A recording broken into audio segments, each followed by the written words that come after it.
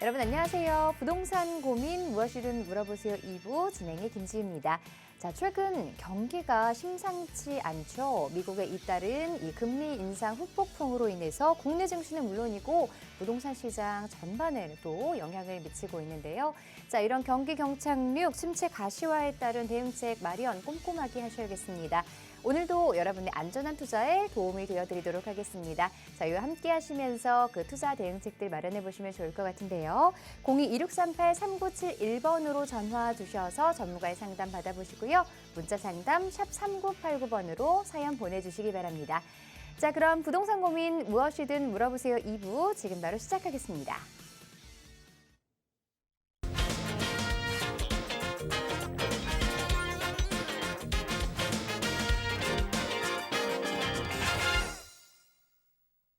자, 여러분의 부동산 관련 고민 해결해 주실 전문가분 모셨습니다. 부동산 캣 김남현 대표 자리하셨습니다. 안녕하세요. 안녕하십니까? 부동산 캣 대표 김남현입니다. 최근 부동산 경기가 침체이긴 침체인 것 같습니다. 연일 경착륙에 대한 기사가 쏟아져 나오고 또 이로 인해서 가계부채 폭탄이라는 그런 경고음까지 들리기 시작을 하니까 이제 정책적으로는 규제 완화까지 써야 되는 거 아니냐 이런 목소리가 많이들 나오고 있죠. 그래서 최근에는 이런 조정지역 같은 규제에 대한 부분들을 일부 지역들 위주로 해서 일부 완화하는 모습까지 좀 보이고 있습니다. 그래서 앞으로도 수기간 동안은 대외적 그리고 거시경제 여건은 계속해서 하락을 부채질할 테지만 대내적인 정책적 이슈 같은 경우는 너무나 큰 골이 파이는 것을 방지를 좀 해야겠죠. 아무래도 이 부동산 경기라고 하는 게 단순히 집값만 가지고 논하는 게 아니라 전반적인 건설 투자 영역에 상당히 큰 영향을 미치기 때문이겠죠. 그래서 지역에 따라서 혹은 또 투자 자산 시장에 따라서 차별적이고 선별적인 그런 정책적 지원이 이어지지 않을까라는 약간의 기대를 좀 해보고요. 또 이런 기회가 우리 투자자에게 있어서는 상당히 좋은 투자 기회로 또 다가올 수가 있겠죠. 그래서 이어지는 시간 동안 절대 투자에 관심을 끄지 마시고 우리가 이런 시장에서 정말 10년에 한 번 오는 기회를 만날 수도 있단 말입니다. 그래서 이런 이어지는 시간을 통해서는 구체적이고 또 개별적인 내용들까지 조언을 좀 해드릴 테니까 주저하지 마시고 전화 주셔서 저와 의논을 함께 하시고 그리고 나서 투자로 접근하셨으면 좋겠습니다.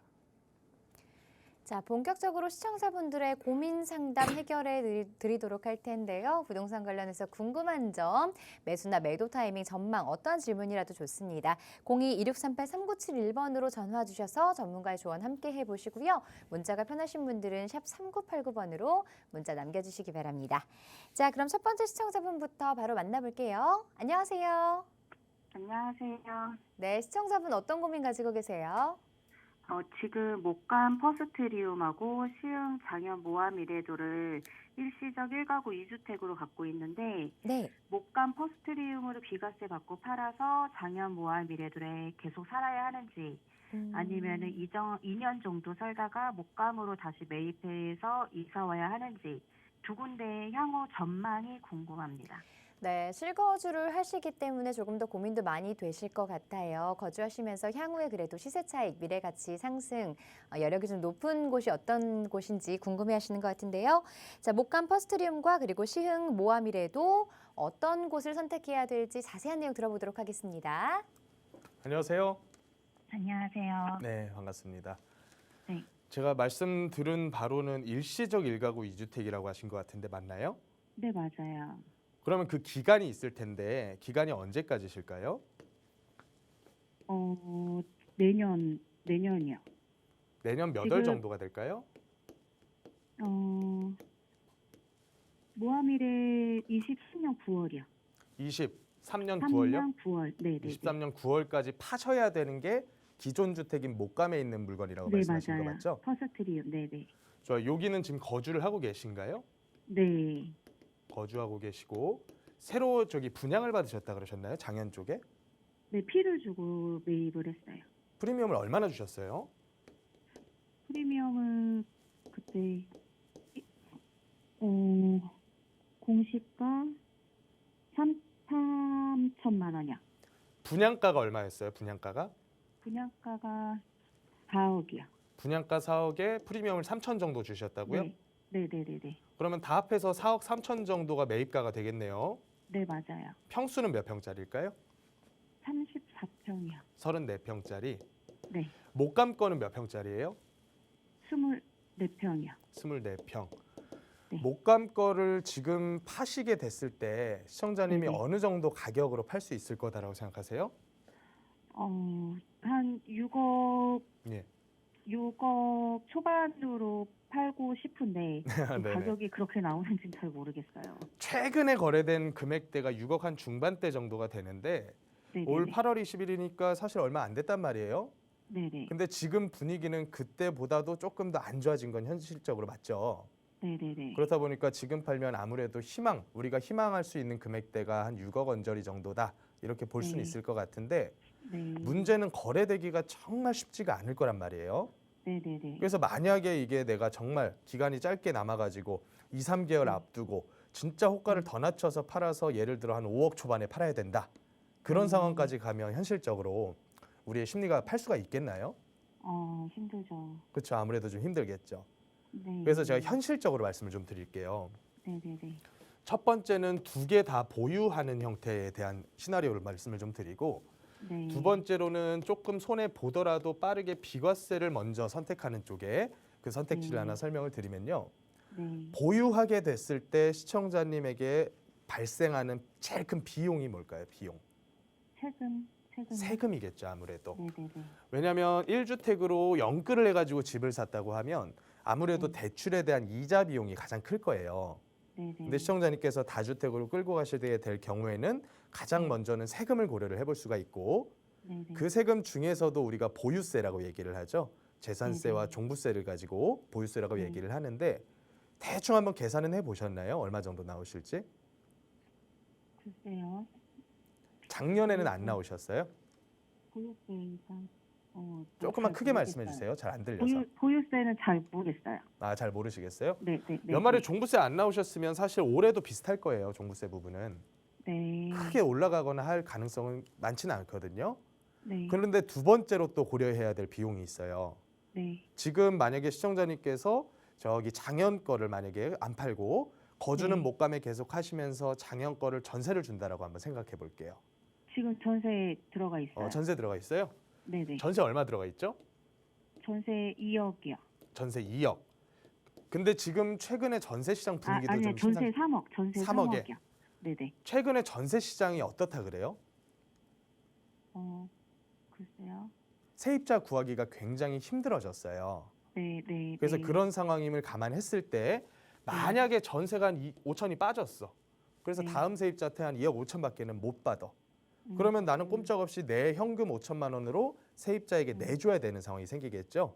네네. 그래서 이런 부분이 이제 임대차에 대한 리스크가 일부 보유하는 데 발생하는 비용이다라고 볼 수가 있어요. 네. 물론 뭐 100% 2억 5천 맞춰진다 이 뜻이 아니라 그때 만기 때 가서 상황을 좀 봐야 되겠죠, 아무래도. 네. 그러면 이게 보유할 때 발생할 리스크인데 보유함으로 인해서 얻는 이득이 있어요. 네. 그게 뭐냐면 앞으로 최소한 5년에서 10년 더 끌고 간다라고 감안하면 10년 뒤에 가격이 지금이랑 똑같지는 않을 거란 말이에요. 네네. 그래서 그 기간 동안에 얻을 수 있는 추가적인 시세 차익이 나한테는 이익이라고 볼 수가 있겠죠. 네. 그러면 이익이 지금 발생할 것으로 예상되는 비용보다 크다면 이거는 굳이 빨리 헐값에 팔 필요까지는 없는 거겠죠. 네. 물론 그때 시기에 가서 양도세 세제가 어떻게 될지는 몰라요. 네. 지금처럼 뭐 일시적 일가구 2주택 기간이 끝난 상태에서 또 비과세를 줄 것이다. 저는 그렇게 보이지는 않는데 네. 만약에 안 좋은 분위기가 계속 이어지면 아무래도 중과세 부분은 어느 정도 연장이 되거나 없어질 가능성도 있겠죠, 물론. 네. 그럼 일반세율 적용을 받을 수 있겠단 말이에요. 네. 그래서 이런 정도를 앞으로의 한 10년 동안에 발생하게 될 어떤 이슈들이라고 보면 비과세 받고 팔려면 지금은 6억 못 받을 수도 있어요. 네. 우리가 이제 비교를 한번 해보는 거예요. 뭐가 더 이득일지. 네. 6억을 못 받을 수도 있는데 대충 얼마까지 떨어질 걸로 예상하셔야 되냐면 네. 지금 분위기로 봐서는 적정한 매수인이 나타나주면 모르겠는데 안 네. 나타나주면 제가 봤을 때는 코로나 직후 가격까지는 경착륙이에요. 많은 지역들이 그렇게 흘러가고 있어요. 다만 이제 지역별로 이렇게 역세권이 될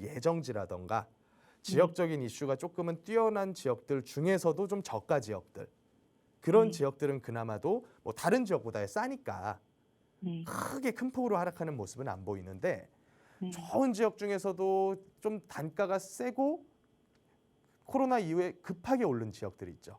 네. 가장 대표적으로 많이 나오는 데가 인덕원 같은 데들. 네. 네. 그런 데들은 빠지는 속도가 굉장히 크다라고 얘기를 하잖아요. 네. 네. 근데 분위기가 그렇게 지금 가고 있기 때문에 요 물건들 가격도 6억이 아니라 5억대까지도 떨어질 가능성은 있다라고 봐요. 네. 그러면 그렇게 봤을 때 계속 떨어지기만 할 거냐? 2억대, 3억대까지 그렇게 가기는 사실상 어려워요. 네. 그래서 언제나 그 정부 차원에서도 대응책을 어떤 식으로 짜냐면 네. 너무 급하게 오를 때는 막 찍어 눌러가지고 당분간 좀 천천히 오르게 해야겠죠. 네. 떨어질 때도 마찬가지예요. 너무 음. 크게 떨어지는 게 장기간 이어지면 어떤 일이 발생을 하냐면요. 단순히 요걸 가지고 계신 분들만 힘든 게 아니라 부동산 시장과 관련되고 연계되어 있는 어마어마한 사업 종류들이 있단 말이에요. 건설업부터 네. 시작해서 뭐 리모델링, 중개업, 분양업 이 모든 사업들이 다 망가져 버려요. 네. 그래서 생각보다 빠르게 부양책으로 선회를 하게 됩니다. 네. 그래서 여태까지 일반적으로 하락장 때 빠진 퍼센테이지로 보면 평균 20, 30%대고 좀 많이 빠진 데가 한 40에서 45%. 네. 그러면 그렇게 봤을 때 지금 6억대인 게 2, 3억대까지 한 방에 가기는 사실 불가능해 보인다. 네. 그래서 그런 점 감안했을 때 지금 만약에 요 장기간 동안의 리스크를 내가 떠안기 싫다면 네. 적어도 5억 선까지는 내려봐야지 거래가 붙을지 안 붙을지 판단이 좀 될 것 같다. 이렇게 좀 생각이 드네요. 그러면 퍼스트리움을 안 팔고 갖고 있고 예. 모아미래도를 파는 건 예. 할 수 없는 건가요? 솔직히 말씀드리면 물건에 대한 우위, 입지적으로 봤을 때는 목감기에 네. 조금 더 유리하다고 저도 봐요. 네네네. 근데 아무래도 우리가 세금을 비과세 받기 위해서는 목감 걸 팔아야 된단 말이에요. 네네네. 그럼 우리가 뭘 해봐야 되냐면 작년 거를 현재 시세대로 팔았을 때 나오게 될 양도세를 계산을 한번 해보셔야 돼요. 네. 만약에 차액이 많이 크지가 않아서 그냥 뭐 네. 본전치기 하는 식으로 던져버려서 그냥 거래하겠다. 네, 그러면 네. 작년 거를 팔아도 관계가 없어요. 음. 아마도 그렇게까지 많은 시세 차이 기대하기는 지금은 좀 힘들 거예요. 네. 그래서 현장 분위기를 좀 보시고요. 시청자님께서 네. 요 정도 금액대에 팔았을 때 세금 얼마 나올지를 먼저 계산을 한번 해보십시오. 네. 그래서 얼마 안 나온다 싶으면 작년 거를 정리하는 것도 저는 괜찮은 방법이라고 봐요. 네. 되셨나요? 그러면 예. 세금은 어떻게 알아봐야 돼요? 어떤 걸 어떻게 알아본다고요? 지금 이런 양도세나 네. 당연 팔았을 때 양도세 이런 세금은 예. 따로 아마도요. 그 동네에서 거래하시는 중개업소 가시면 대략적으로는 얘기를 해주실 거예요. 네네네. 현재 주택 수라던가 이 보유 기간이라던가 이런 거 얘기하면 대충 네. 세율 구간이 나오거든요. 그래서 남게 되는 차액 거기다가 넣게 되면 이제 세금이 대충 나와요. 대충. 그럼 둘 중에 더 향후 전망이 좋은 곳은 네. 어디라고 생각을 하세요? 아무래도 서울하고 바로 연결될 수 있는 역이 생기는 데가 더 낫겠죠. 네. 입지적으로 봤을 때. 장기 보유한다면 저는 목감이 조금 더 유리하다고 봅니다. 아주 큰 편차가 발생하지는 않을 거예요. 네. 알겠습니다. 네, 여기까지 정리 드릴게요. 감사합니다. 네, 감사합니다. 네, 전화 주셔서 고맙습니다. 둘 다 보유했을 때와 그리고 비과세 전략을 봤을 때 어떤 것이 더 유리한지 조금 더 꼼꼼하게 따져보실 필요 있을 것 같습니다. 자세한 부분 또 세금과 관련한 부분은 세금 관련 전문가에게 문의해 보시고요. 또 투자에 대해서 궁금한 점 있으시면 다시 한번 상담 신청해 주시기 바랍니다. 자, 계속해서 전화 상담 하나 더 연결해 보도록 할게요. 안녕하세요. 네, 안녕하세요. 네, 시청자분 어떤 고민 가지고 계신가요? 저도 분당 소현동에 아파트 한 채가 있고요. 분당 서현에 있는 아파트요. 네. 네. 그리고 23년도에 입주하는 개포동 재건축 입주권이 하나 있습니다. 네. 예, 그래서 분당 거를 매각을 해야 되는 것인지 두 개를 같이 갖고 갈 수 있는 방법이 없는 것인가, 매각을 하면 시기는 언제쯤 될 것인가, 뭐 이런 문제가 궁금해서 전화드렸습니다. 전화 잘 주셨습니다. 서현에 있는 아파트 어떤 아파트 보유하고 계세요? 서현동 시범 한양 아파트입니다. 한양 아파트, 시범 한양 아파트. 여기 지금 거주하고 계시는 거죠? 네, 지금 거주 중입니다. 몇 년 정도 보유를 하셨을까요?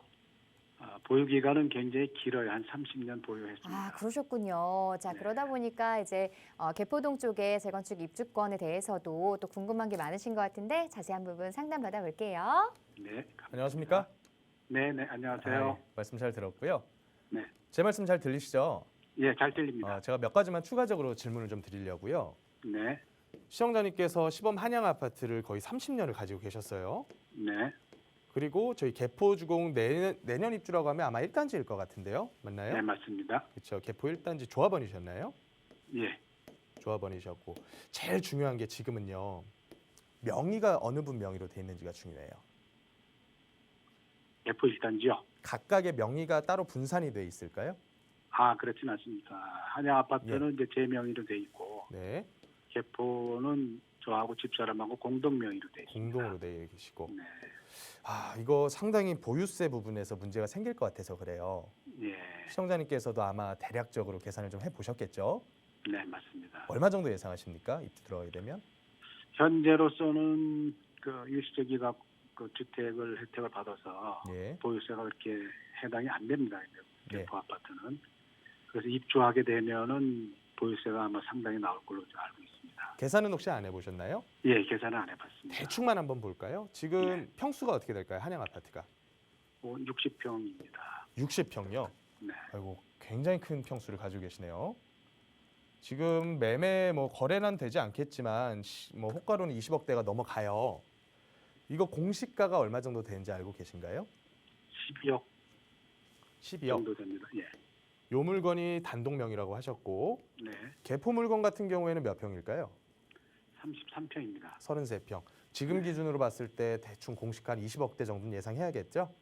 네, 아마 그렇게 될 그렇죠. 겁니다. 한 20억 초중반대 정도는 예상해야 될 것 같아요. 네, 그러면 이거를 절반씩 가지고 계시다고 해도 시청자님 이름으로 잡혀 있는 것만 20억대가 넘거든요. 공시가가. 예, 그러면 대충 계산했을 때 2천만 원 이상은 종부세 예상을 하셔야 될 것 같아요. 네, 연간. 입주했을 때. 시청자님 생각도 비슷하시죠, 저랑? 네, 네, 그렇습니다. 대충 2천만 원 초반대 정도까지는 나오지 않을까 이렇게 예상이 되는데 어떠세요? 이거 부담스럽지 않으실까요? 아무래도 부담스럽죠. 그렇죠. 네, 그리고 저기 입주 시작되면 그쪽으로 들어가실 계획이신가요? 어쨌든 비과세 혜택 받으려면 2년을 입주를 네. 해야 되는 조건이니까 예. 입주를 할 이게 생각입니다. 선택지가 참 어려운데 뭐냐면 시장이 잘 받쳐줄 때 이런 상황이면 꽤 좋죠. 비과세도 받을 수 있고 또 세금 많이 안 내는 상태로 잠깐 더 끌고 가다가 매도할 수도 있고 상당히 좋은데 지금 시장 상황은 개인의 의사 판단을 용납을 하질 않아요. 내가 시장에 맞춰야지 시장이 내 뜻대로 흘러가 주기를 바라는 거는 지금은 좀 무리 같아요. 제가 봤을 때. 네, 그런 것 같습니다. 그래서 그런 상황에서는 우리가 조금 보수적으로 봐야 될 필요가 있는데 만약에 안 팔린다고 하시면 어떻게 하실 계획이세요? 글쎄, 그래서 궁금해서 전화를 드렸습니다. 일단은 그 부분에 대한 해답을 좀 드리면 안 네. 팔리면 명의라도 좀 어떻게 좀 분산을 시키셔야 될 것 같아요. 예, 종부세 2천 너무 과하시거든요. 네, 네, 그러면 가장 좋은 방법은 아무래도 자녀분 네, 혹은 배우자분께 증여를 하는 게 가장 좋으실 텐데 네. 자녀분 중에 소득이 있으신데 혹시 뭐 세대 분리되어 있는 무주택 자녀분이 있으실까요? 아니, 없습니다. 없으세요? 네, 야, 그러면 이건 자녀분께 넘기기도 상당히 까다롭네요. 네, 조금이라도 더 줄이려면 이 배우자 간의 증여를 통해서 네. 한양 아파트 역시 공동 명의로 돌리실 필요가 좀 있으시지 않을까. 예. 혹시 생각은 좀 해보셨을까요? 아니, 그런 생각은 못 해봤습니다. 이 부분도 한번 세무 상담을 좀 받아보세요. 제가 이제 세무 전문가는 아니기 때문에 예, 예. 제가 드리는 건 하나의 방법을 제시를 해드릴 뿐이지 이게 무조건 더 적게 나올 겁니다라는 말씀을 못 드리거든요. 그래서 그 배우자 간의 증여를 통해서 공시가 합계를 좀 낮추는 방법.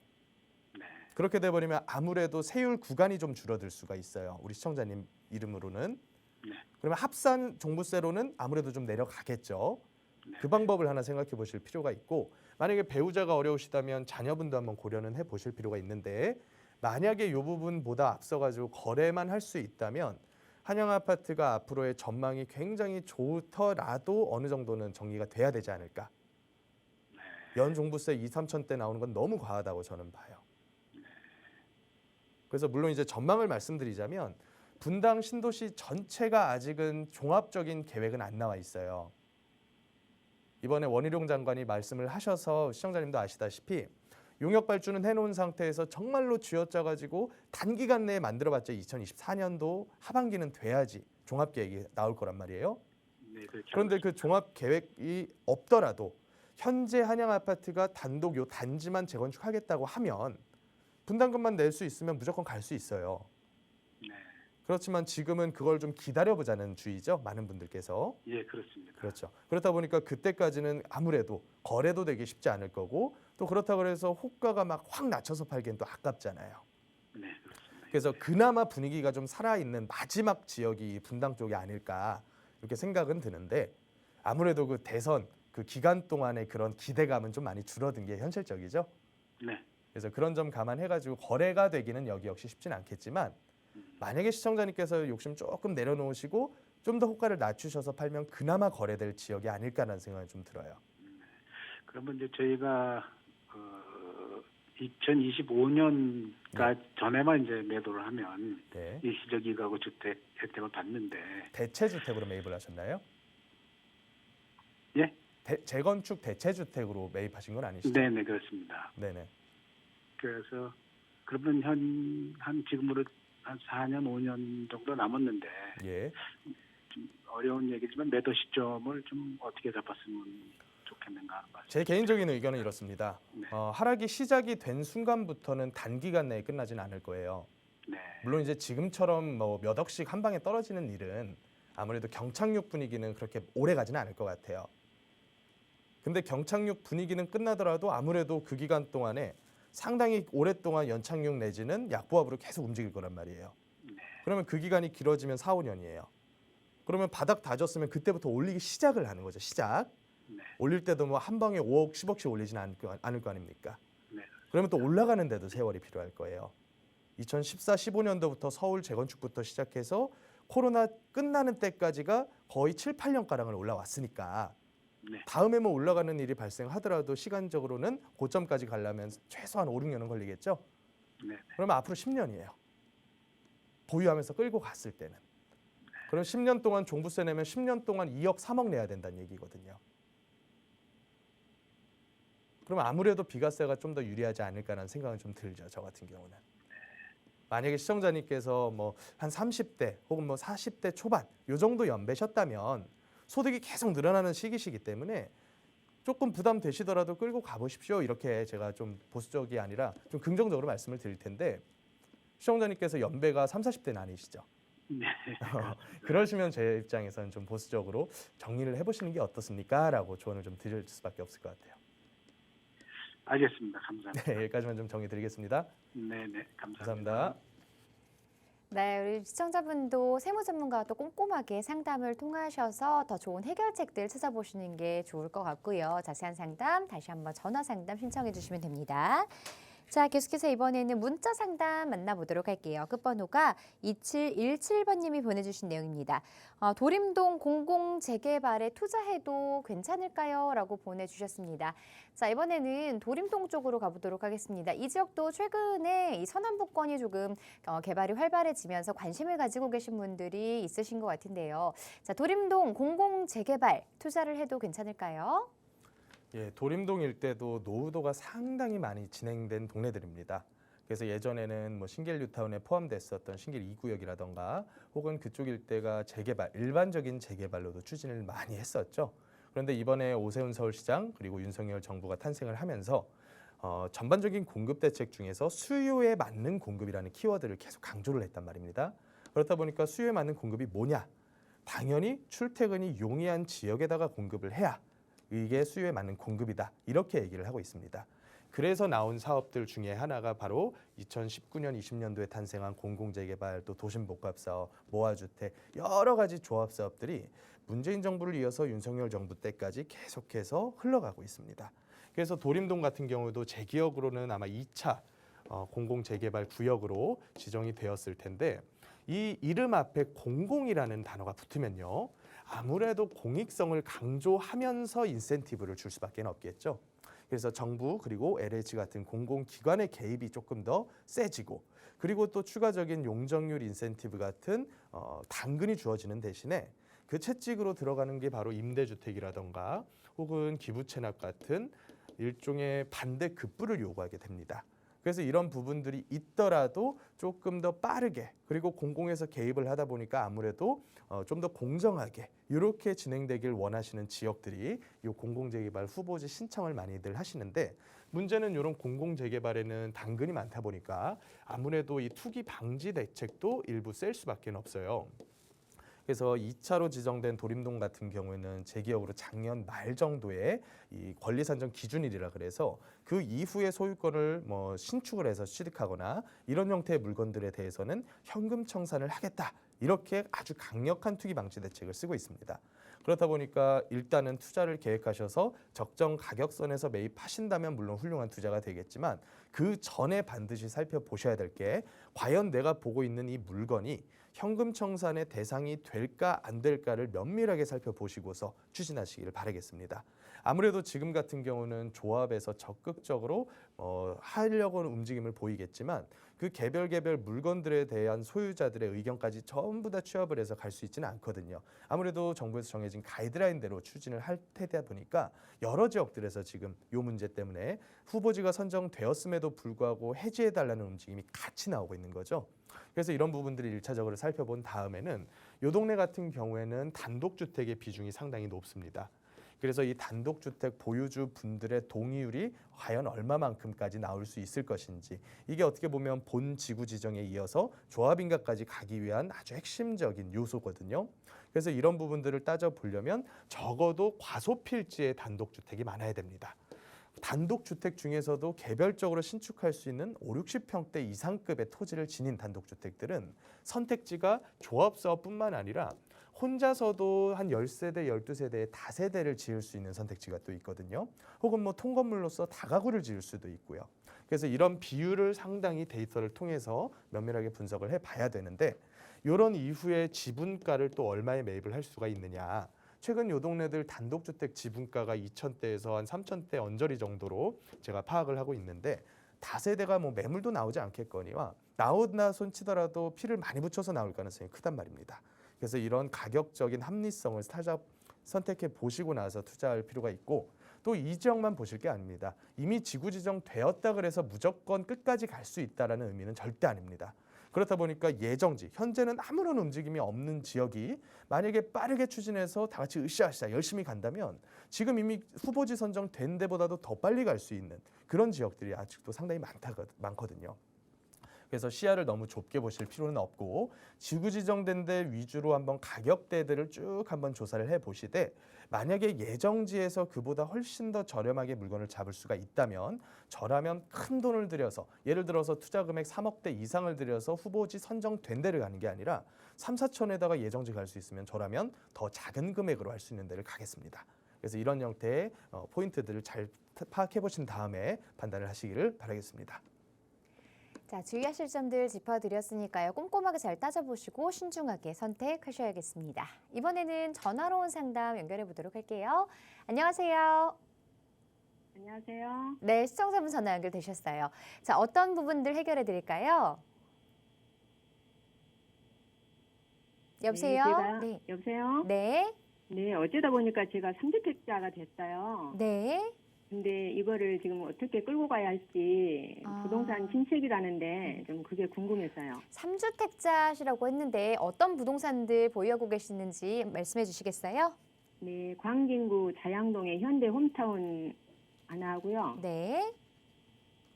그리고 저기 용산구 네. 그 한강로 3가에 위너스 타워 하나 가지고 있고요. 네. 오피스텔이에요. 네. 그리고 이번에 한 몇 달 전에 그 양천구 신월동에 모아타운 후보지를 하나 매수를 했어요. 네. 근데 이거를 지금 어떻게 해야 될지.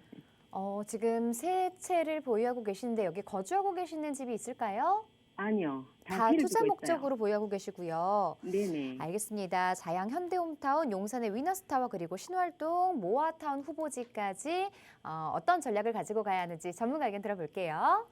안녕하십니까? 시청자님 들리세요? 네, 안녕하세요. 네네, 반갑습니다.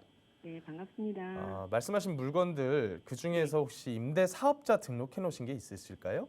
신월동 그 빌라를 그거를 매수하면서 바로 했어요. 그거는 주택 임대 사업자겠죠? 네네네. 그러니까 네. 저기 용산 한강로라 그러셨죠? 위너스 네네. 타워. 네. 요건 오피스텔인데 얘는 사업자 등록은 안 하셨나요? 아, 그거는 안 했어요. 안 하셨어요? 네. 얘를 주택용으로 쓰고 계신가요? 아니면 사무용으로 쓰고 계신가요? 있어요. 주택으로요. 주택으로. 네네. 그러면 시청자님께서는 2주택 플러스 임대사업용 주택 한 개가 있으시네요. 네. 자, 이런 상태에서는 사실 매도 판단이 상당히 어려워요. 네, 그게 궁금해서요. 왜냐면요. 요 임대 사업자로 거주하시는 1주택 이외의 나머지를 다 묻게 되면 그래도 양도세 산정에 있어서 거주주택에 대한 비과세는 한번 받을 수가 있거든요. 네. 이해가 되세요? 제가 드리는 말씀이? 네. 그러면 시청자님께서는 요 오피스텔도 임대사업자로 등록을 하셨어야 돼요. 그거 지금이라도 네. 내면 안 되나요? 지금 해도 될 가능성은 있는데 네. 이거는 시청자님께서 별도로 한번 세무적으로 알아보시고 나서 판단을 하셔야 될 것 같아요. 근데 만약에 그것조차 안 하면 시청자님은 어차피 얘네들은 다 중과 대상이에요. 물론 이제 임대사업자 의무를 다 채운 이후에 저 신월동 거를 정리를 하게 되면 걔는 일반세율을 받을 수가 있을 겁니다. 그러면 시청자님 지금 정리 판단이 좀 되시겠어요? 네, 다시 한번 말씀해 주시겠어요? 임대사업자 등록하신 이유가 뭐예요, 시청자님은? 아, 그거는 그 주택 수에서 제외하려고. 주택수에서 제외를 한다고 했을 때는요. 네. 어떤 세금 근거를 해서 제외하느냐가 중요해요. 예를 들어서 양도세에서 내가 주택수에서 빠뜨리고 싶어가지고 등록을 했다. 그러면 그거는 맞는데 예를 들어서 취등록세는 신축이 아닌 경우에는 다 중과 대상이 되거든요. 사업자를 묶어도. 아마 중과 내셨을 거예요. 네, 중과했어요. 그렇죠. 그러면 이런 점들 감안했을 때 양도세라도 혜택을 받으시려면 네. 시청자님께서 요 거주하는 1주택 만약에 자양동 걸 나중에 가가지고 1주택으로만 남겨놨다 그러면 네. 이게 세금 덜 내고 좋을 거 아닙니까? 네. 그러면 오피스텔을 일로 넣으셔야 돼요. 그래서 10년 동안 임대를 개시를 하면서 임대료를 5%씩만 올리셔야 돼요. 그게 이제 의무거든요. 임대 사업자의. 네네. 요걸 지켜 주셔야지만 일반세율을 적용을 받습니다. 일반세율. 근데 어찌 됐든지 간에 지금 상황에서는 세 개 다 당장에 팔려고 하신 게 아니잖아요. 네. 앞으로 전망이 궁금하셔서 전화하신 거 아닙니까? 네네. 일단 모아주택 후보지로 선정이 된 데를 사셨습니까? 아니면 예정지를 사셨습니까? 선정된 데예요. 선정이 된 걸 사신 거죠? 네. 그러면 선정된 거 투자 금액 얼마 들이셨어요? 투자 금액은 세금 포함해서 한 6천 정도? 6천 정도? 네. 그럼 갭 투자 금액은 대충 한 2, 3천밖에 안 들었다는 얘기네요? 네. 방이 2개짜리예요? 1.5룸, 1.5룸. 지분 네. 몇 평이 있어요? 6평요. 지분 6평. 1.5룸이면 네. 꽤 큰 거거든요. 네. 얼마에 매입하셨죠? 2억 4천요. 2억 4천. 네. 그럼 대충 한 평당 4천 정도 주고 매입을 하셨는데 네. 지금 시세도 지금 평당 4천대에서 아주 크게 벗어나진 않았을 거예요. 네. 그래서 이 동네 같은 경우에는 후보지로 선정은 됐지만 네. 아무래도 조합 설립 인가가 본격적으로 날려면 동의율이 네. 필요하거든요. 네. 근데 동의율 중에서 제일 맞추기 어려운 게 뭐냐면 토지 면적 대비해서의 동의율이에요. 네.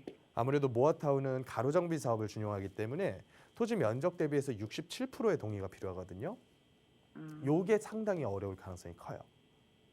네. 그래서 그런 점들 때문에 투자 금액은 저렴하게 들어가신 게 잘하신 건데 네. 문제는 무조건적으로 아파트가 될 거다라는 기대보다는 아주 오랫동안 그냥 없는 셈 치고 냅둬야겠다라는 판단으로 접근을 하셔야 돼요. 아, 저도 그 생각으로 매입했어요. 그렇죠. 그러니까 임대사업자 등록하셨겠죠. 네. 그렇죠. 그러면 시청자님께서는 이미 이렇게 묶어두셨기 때문에 종부세를 한번 계산을 해보세요. 네. 혹시 종부세 부분도 생각해 보셨나요? 생각은 하고 있죠. 세 개 다 단독 명의세요? 네. 그러시면요. 시청자님 자양현대만 하더라도 공시가가 대충 한 10억 원짜리 되지 않을까요?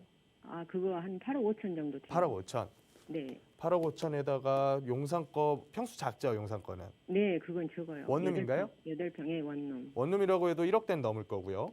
네, 여기 있는 것도 1.5룸이라고 하더라도 1억대는 넘을 걸로 보여져요. 중과 네. 받으셨다고 하니까. 네, 그럼 대충 한 10억에서 11억 정도 공시가라는 얘기거든요.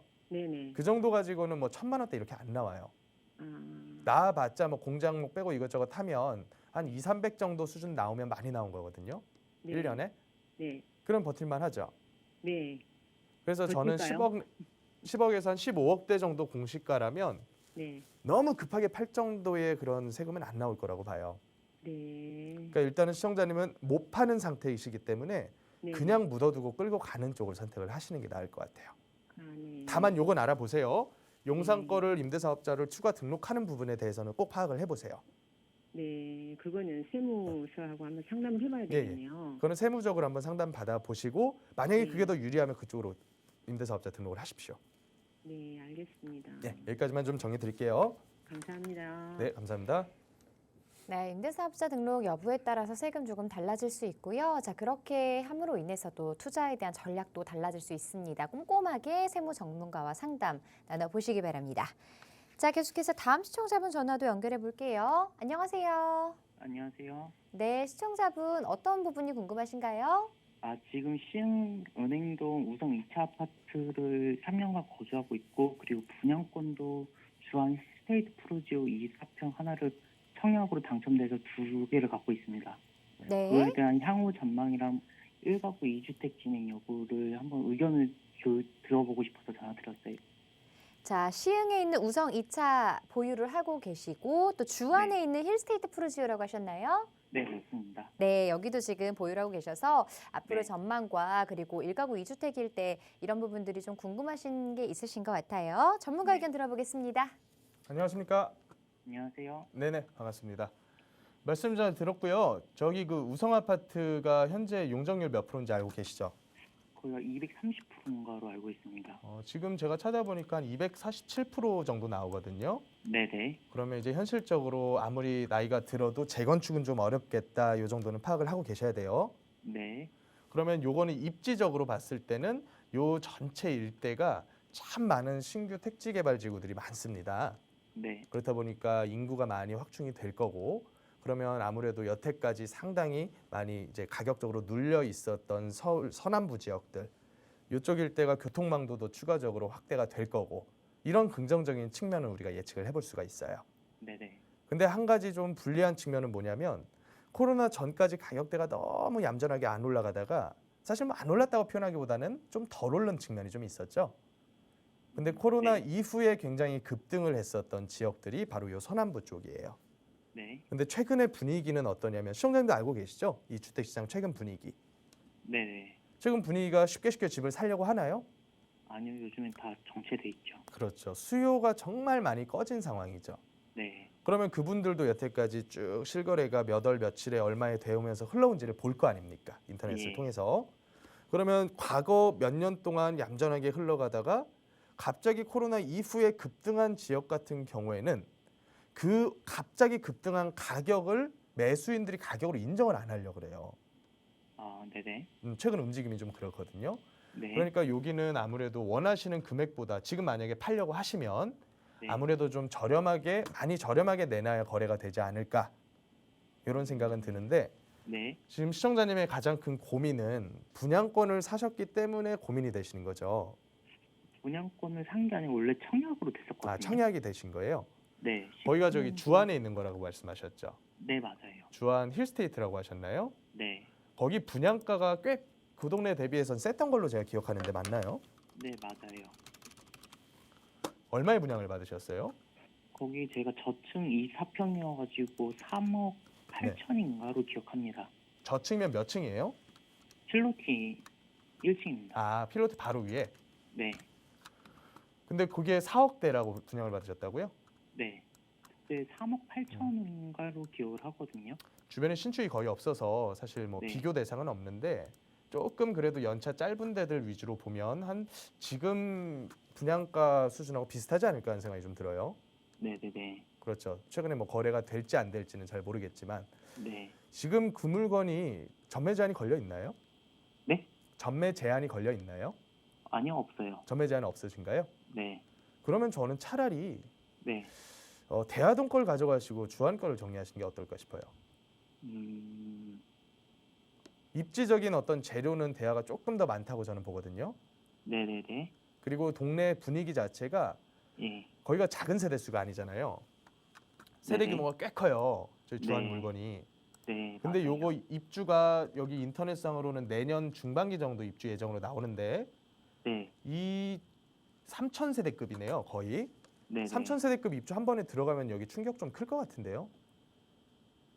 예를 들어 세입자 맞춰야 되는데 못 맞추거나 이런 일이 발생할 수 있을 것 같거든요. 네, 맞아요. 저희도 지금 예. 걱정인 게 어차피 말씀하신 대로 그 우성 2차 대하동이 신고점도 어차피 나중에 뚫리고 예.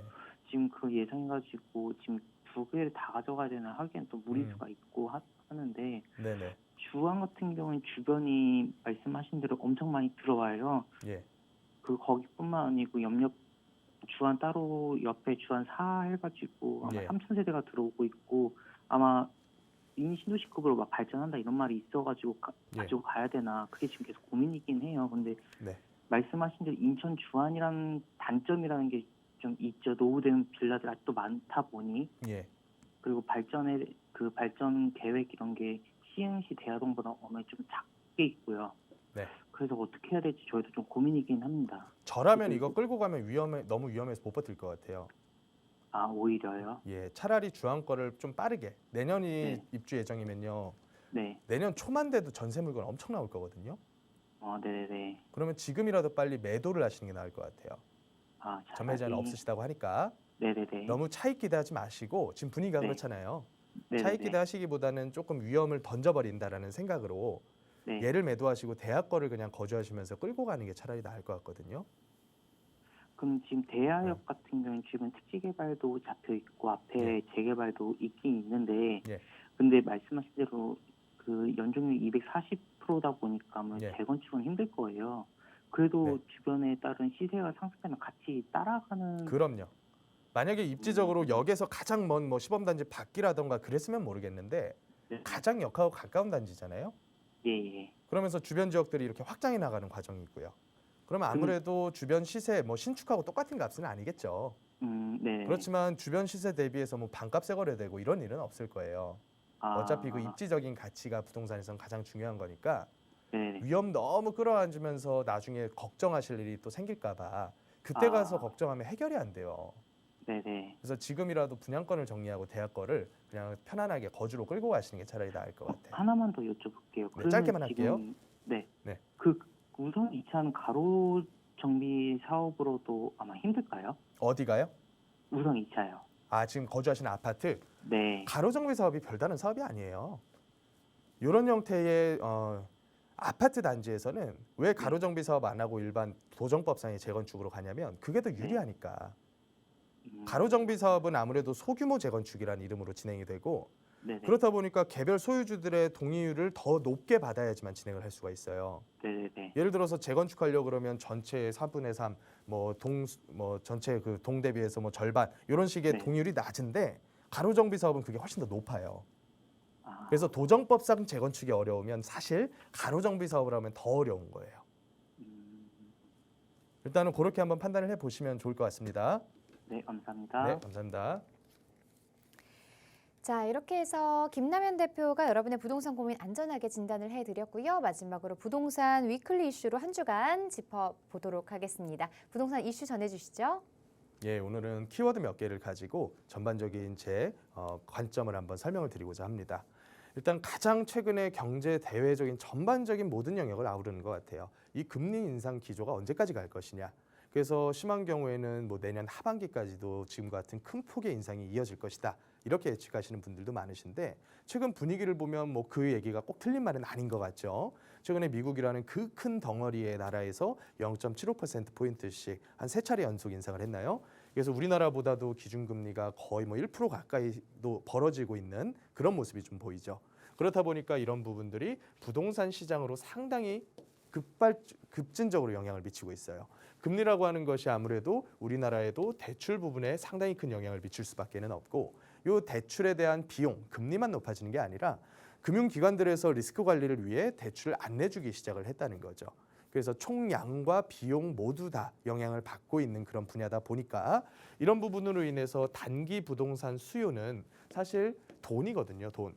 요 돈 중에서 단기 몇 년 동안 몇 억을 끌어올 수 있는 것은 바로 대출인데 대출이 막히면 당연히 심리적인 부분 역시도 상당히 꺼지고 최근에 매매 수급 지수가 뭐 70%대를 향해서 이렇게 가고 있다 보니까 아무리 가격을 좀 저가로 내놓고 급매로 내놔도 안 팔리는 현상이 이어지고 있습니다.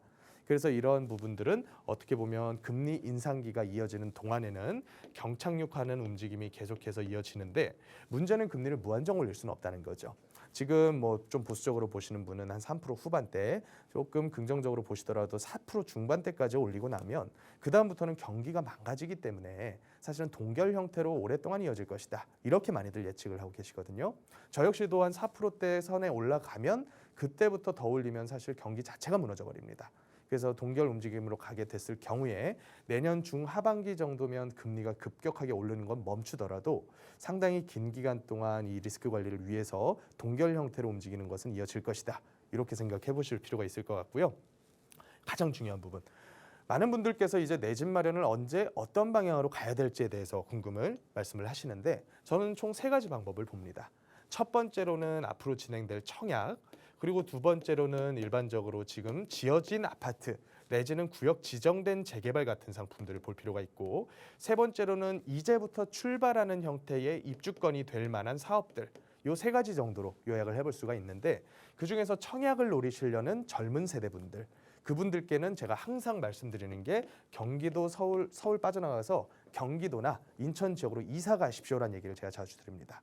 지금 시행되고 있는 3기 시도시들 사전 청약의 특공 부분들을 봤을 때 이 특공의 대부분이 당해 지역 2년 거주자에게 100%를 주게끔 설정이 돼 있어요. 그런데 서울 살면서 신도시 청약을 노리겠다? 이건 현실적으로 가능성을 너무 많이 떨어뜨리게 되죠.